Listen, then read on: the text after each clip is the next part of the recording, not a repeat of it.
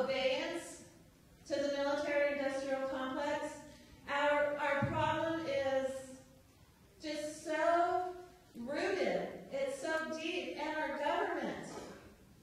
Everybody in our government, most people in our government, they're so tied to that crony capitalist military-industrial complex system.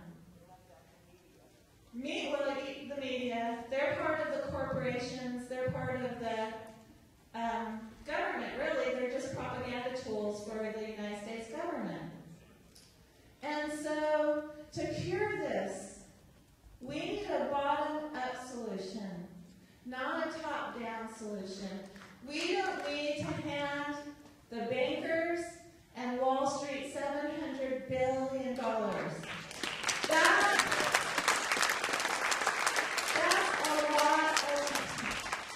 That's an amazingly, almost incomprehensible amount of money.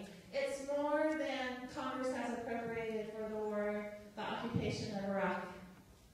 It's more than they spend on education. It's way more than they spend on education. But they're going to hand Paulson $700 billion to buy worthless paper from Wall Street. They're going to buy the paper that nobody else wants to buy. You know, Goldman Sachs will buy some paper, but only the paper that's worth money from whoever. This incestuous relationship, I can't keep up of who's eating who now. You know, so the government is going to buy the paper that's worth practically nothing. And what are they going to buy it with? They're going to buy it with more paper that's worth practically nothing. And then it's going to make that paper worth even less. And, you know, they're talking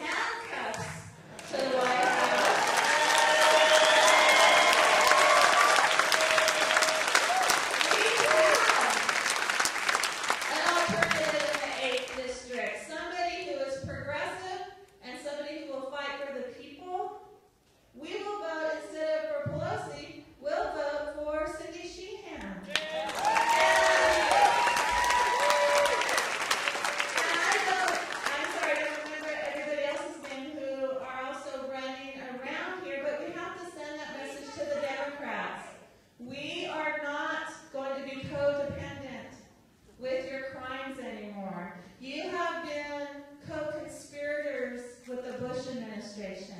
You are part of the problem, not part of the solution.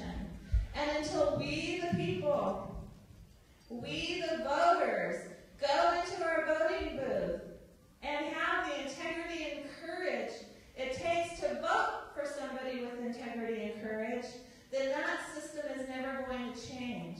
And until we get people like me and people like the Peace and Freedom candidates, Green candidates, other independent or so-called third-party candidates working for electoral reform, working to get money, corporate money out of politics, working to have campaigns publicly financed, working for ranked voting, working for all the reforms that will lead to people's parties, the true change isn't going to happen.